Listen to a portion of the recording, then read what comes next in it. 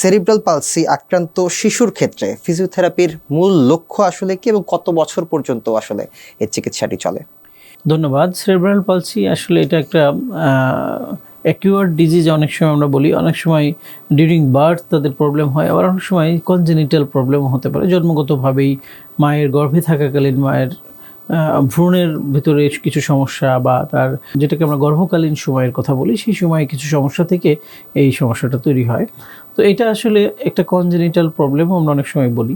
আবার জন্মের সময় যদি ফরসেপ ডেলিভারি বা কিছু ডিলে ডেলিভারি, সেক্ষেত্রে এরকম তার ব্রেনে ব্লাড সার্কুলেশন কম হয়ে এই প্রবলেমটা তৈরি হয়। তো এটা আসলে একবারে রিকভারেবল ডিজিজ নয়। এটা আসলে যখন একটা শিশু এই ধরনের সমস্যা নিয়ে জন্মগ্রহণ করে, তাকে আমরা গ্র্যাজুয়ালি তার যে মাইলস্টোনগুলো থাকে, একটা শিশু দেখবেন তার 6 মাস বয়সে এই কাজ করতে পারে, 6 মাস থেকে 1 বছর বয়সের মধ্যে সে এই কাজ করতে পারে।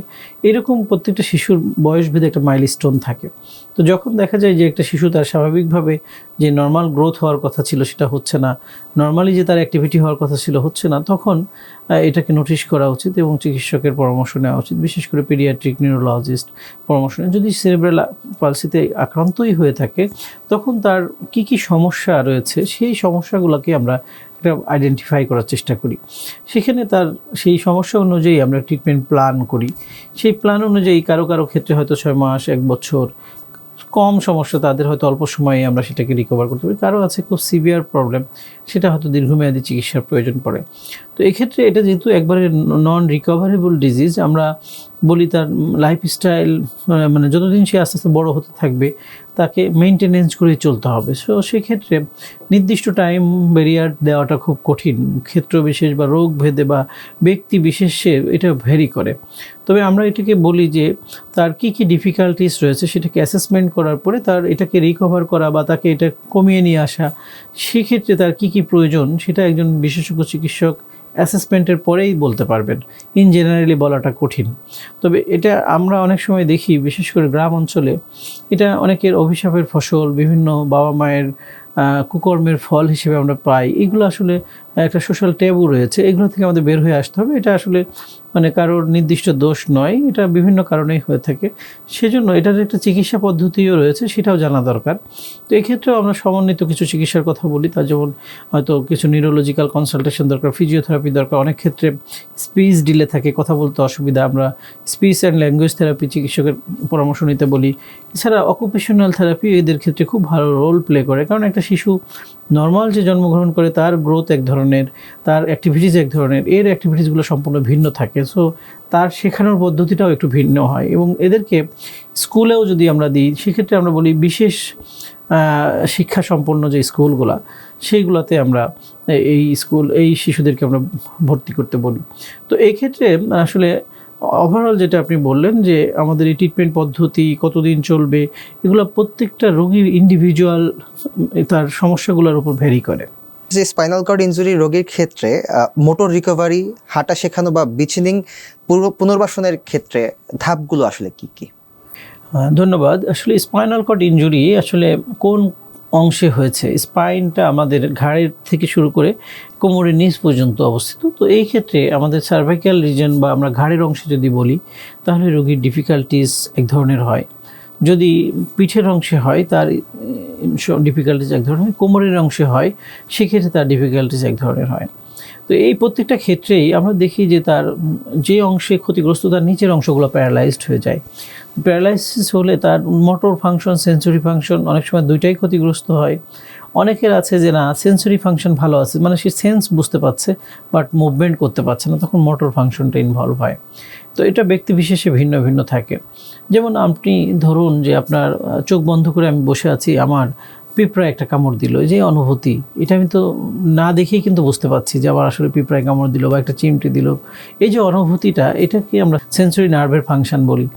আবার আমি ওই যে পিঁপড়াটা আমাকে কামড় দিল, তার এগেনস্টে তাকে যে ওখান থেকে সরাতে হবে, তাকে যে আমরা একটা প্রেশার দিয়ে সেখান থেকে তাকে মেরে ফেলবো বা তাকে সরিয়ে দিব, এই যে ফাংশনটা আমরা করব, সেটা হলো আমরা বলি মোটর ফাংশন। তো এই বোথ ফাংশনই অনেকের হ্যাম্পার হয়, আবার অনেকের একটা ফাংশন ঠিক আছে, আরেকটা ফাংশন প্রবলেম হয়, বাট মোটর ফাংশনটা বেশিরভাগ ক্ষেত্রেই ক্ষতিগ্রস্ত হয়।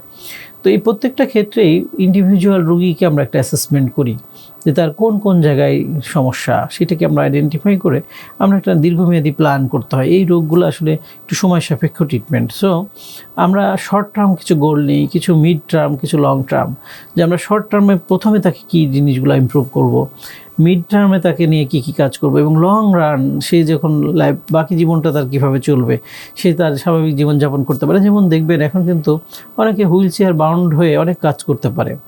আমি এরকম অনেককে দেখি, সে সংবাদ পড়ে হুইল চেয়ারে বসে, সেই স্পোর্টসের সাথে রিলেটেড ক্রিকেট খেলে, মানে এটাও সে হুইল চেয়ারে বসে। সো এরকম হিউজ মানে স্কোপ আছে মানুষের কাজ করার বা শেখার, কিন্তু প্রপার ট্রেনিংটা তার দরকার। মানে তার স্পাইনাল কর্ড ইনজুরি হলে মানে তার জীবন শেষ, অ্যাকচুয়ালি তা কিন্তু নয়। অনেকে অফিস করছে, ডেস্ক জব করছে, কিন্তু এই জায়গাটায় তাকে যদি একটু প্রপার ট্রিটমেন্ট গাইডলাইন দেওয়া হয়, সেক্ষেত্রে তার ফিজিওথেরাপি, অকুপেশনাল থেরাপি, কিছু কিছু ক্ষেত্রে তার নিউরো রিহ্যাব যেটা প্রপার দরকার, এই প্রত্যেকটা জিনিস যদি সমন্বিতভাবে করা যায়, তাহলে এই ধরনের যে মোটর নার্ভ ইনজুরি বা যে স্পাইনাল কর্ড ইনজুরি থেকে একটা রোগীকে আবার হয়তো তার সামাজিক স্রোতে বা স্বাভাবিক স্রোতে ফিরিয়ে নিয়ে আসা যায়। স্যার, একজন রোগী আসলে কখন বুঝতে পারবেন যে তিনি আসলে ঝুঁকিতে আছেন, বা কারা আসলে এই মানে সমস্যাটিতে সবচেয়ে বেশি ভোগেন আসলে, বা সমস্যাটি হওয়ার ঝুঁকিতে থাকেন, কিভাবে আসলে বোঝা যায়? ধন্যবাদ। আসলে নিউরোলজিক্যাল এই সমস্যাগুলো কিছু কিছু ক্ষেত্রে হঠাৎ করেই হয়ে যায়। যেমন একজন হঠাৎ করে স্ট্রোকে আক্রান্ত হলেন, হয়তো প্রিভিয়াস তার কোনো সতর্কতা ছিল না, বাট কিছু জেনেটিক্যাল ফ্যাক্টর আছে, আমরা রিস্ক ফ্যাক্টরের মধ্যে ধরি। যেখানে একটু রোগী স্ট্রোকে আক্রান্ত হওয়ার জন্য কিছু রিস্ক ফ্যাক্টর রয়েছে, তার লাইফস্টাইল জনিত ডিজিজ আমরা বলি। যেমন হয়তো তার ধূমপানের হিস্ট্রি রয়েছে, সেটাকে আমরা অ্যাভয়েড করতে পারি। তার হয়তো অ্যালকোহল নেওয়ার অভ্যাস আছে, সেটাকে অ্যাভয়েড করা। তার শরীরে ওজন মাত্রা অতিরিক্ত, সেটাকে নিয়ন্ত্রণে রাখা। তার হয়তো লিপিড প্রোফাইল বা আমরা বলি কোলেস্টেরলের মাত্রা অনেক বেশি, সেটাকে নিয়ন্ত্রণে রাখা। তার হচ্ছে উচ্চ রক্তচাপ রয়েছে, সেটাকে নিয়মিত ওষুধ সেবনের মাধ্যমে তার সেটাকে নিয়ন্ত্রণে রাখা। কারো হয়তো ডায়াবেটিস আছে বাট নিয়ন্ত্রণে নেই, সেই ডায়াবেটিসটাকে নিয়ন্ত্রণে রাখা। এরকম যে কোমরবিডিটিগুলো রয়েছে, সেগুলোকে যদি আমরা নিয়ন্ত্রণে রাখি, স্ট্রোককে আমরা হয়তো প্রতিরোধ করতে পারি। ঠিক তেমনই স্পাইনাল কর্ড ইনজুরির কথা যদি আপনি বলেন, এখন আমি রোডে চলছি, আমার অ্যাক্সিডেন্ট হবে আমি জানি না, হয়ে গেল, অ্যাক্সিডেন্ট হলো। বাট অনেক সময় আমরা ইচ্ছাকৃতভাবে আমরা রাস্তা পার হতে চাচ্ছি চলন্ত গাড়ির সামনে দিয়ে, যে তখন তো এটা আমাদের একটা ইচ্ছাকৃত অ্যাক্সিডেন্ট বলবো। তো সেই ক্ষেত্রে এইরকম প্রত্যেকটা ক্ষেত্রে আমরা যদি সচেতন হই, তাহলে অনেকাংশে এইগুলো থেকে আমরা নিজেদেরকে প্রতিরোধ করতে পারবো। জীবনমানের আসলে একটা পরিবর্তনের প্রয়োজন আছে এখানে।